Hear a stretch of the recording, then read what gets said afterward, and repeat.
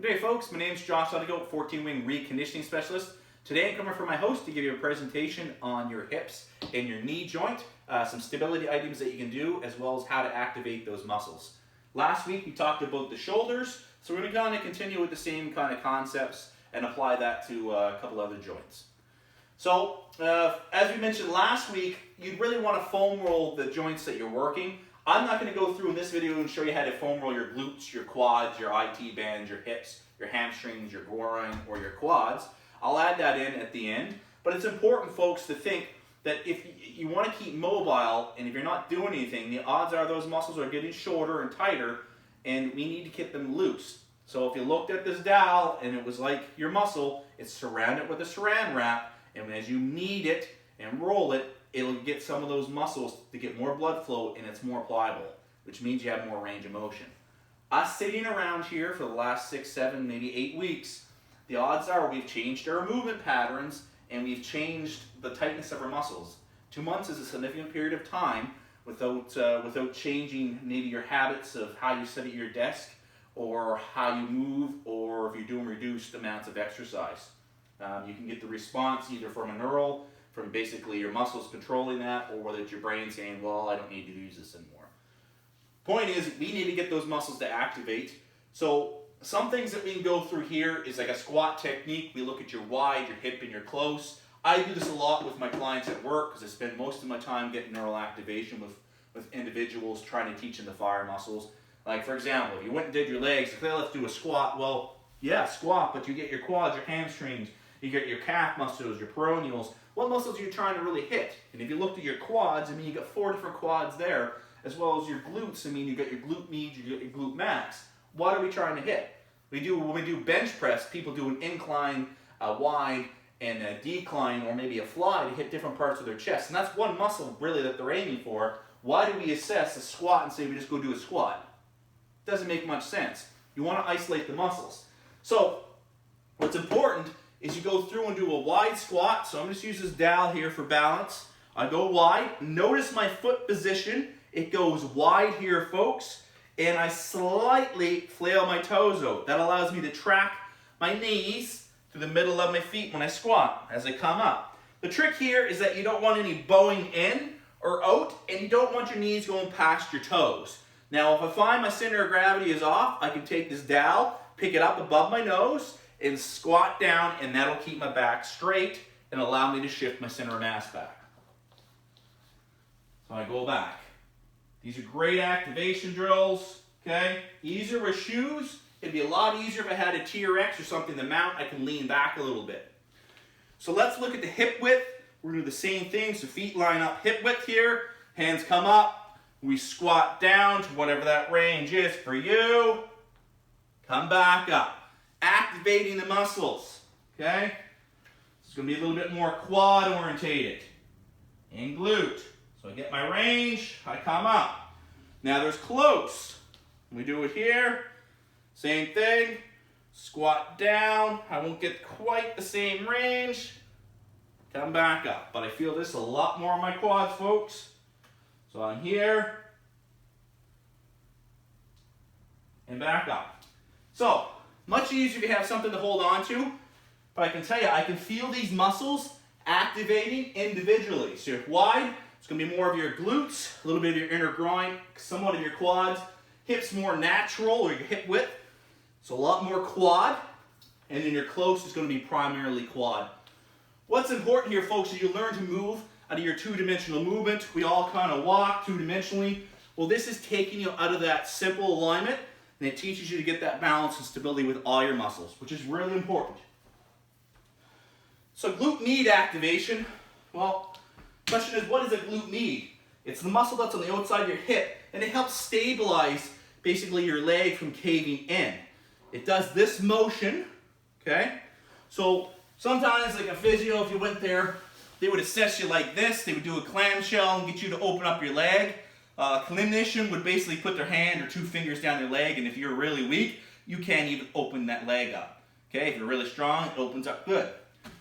So, simplicity-wise, I can sit here and do clamshells like this all day long, which is good. It means I'm activating those muscles. So if you're going to do this motion, legs come out straight, come up to about a 45, okay? And then open up your hips just before they touch, then go back up. It's kind of an endurance muscle, so you have to work a little bit before you start to feel it. So you might have to do it like 20 times. But if you do that 20 times, 3 times, you'll feel that muscle activate. Do it on your left and on your right side.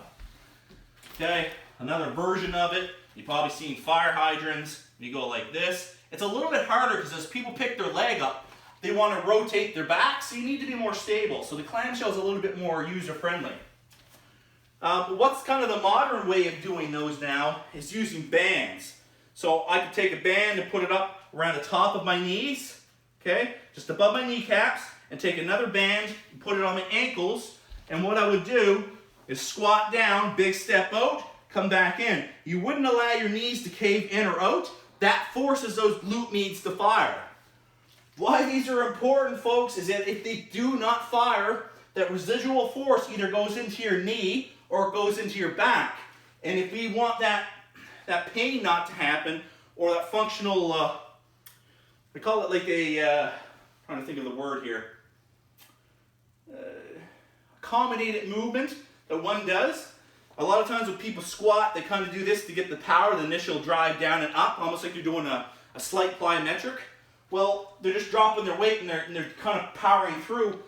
You don't want that, because over a period of time, it teaches you bad habits. If you drive in and your legs are square like during the wide squat, and you do this to come up, you're not going to have that same power as if you developed it here. But to be honest with you, the stability in your knee is compromised, and you are at risk for injury. Not to mention potentially your back taking that load when you jump or you land. All right, so hip flexors is something else to kind of look at. And I have one here. I call it like a lunge to stand, or a kneel to stand, or a kneel to lunge. What we're doing is we're down, okay, in this position, all fours. I can put one hand up like this, okay, and what I'm going to do is come and kneel off the ground, basically 2 or 3 inches, hold for a count of 5, and back down. I get back to position, okay, I come up, I drive that leg forward, come to kneel, up, and hold. You're going to find your quads and your hip flexors are going to fire, but that'll get that stability. A lot of people don't have that strength from here, okay, so from here off the ground, that 2 or 3 inches to drive. What they do is they cheat and they push off their hands. Hence, if we did this FMS lunge, if I went forward, what they'll do is they lean forward to get that drive because they don't have the strength in their hips or their glutes, and they cheat. Or someone will go like this and push themselves up. This cleans that movement up, folks, so it prevents injuries in the sense that you have the strength there, but it also gives you that power to drive off of. So, other exercises to consider is your knee joint. So, realistically, one of the major muscles we try to hit is called your VMO. It's one of your quads, your vastus medialis obliquus.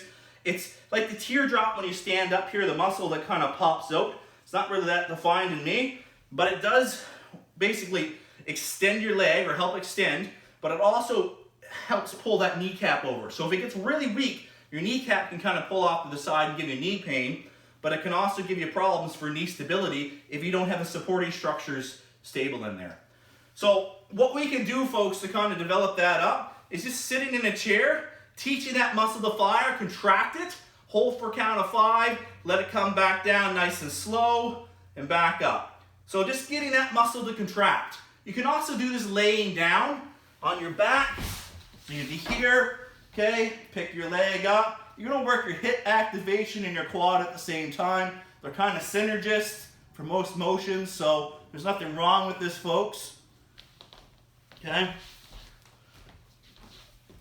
Another option is take a band.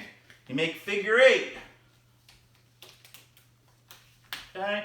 So I went off the heel, put this leg back, and extend out. Now I got at least some resistance in that leg. Okay, trying to get it to fire. I can see the muscles are firing here. I gotta look at that muscle and I gotta visualize it contracting so that it does the work.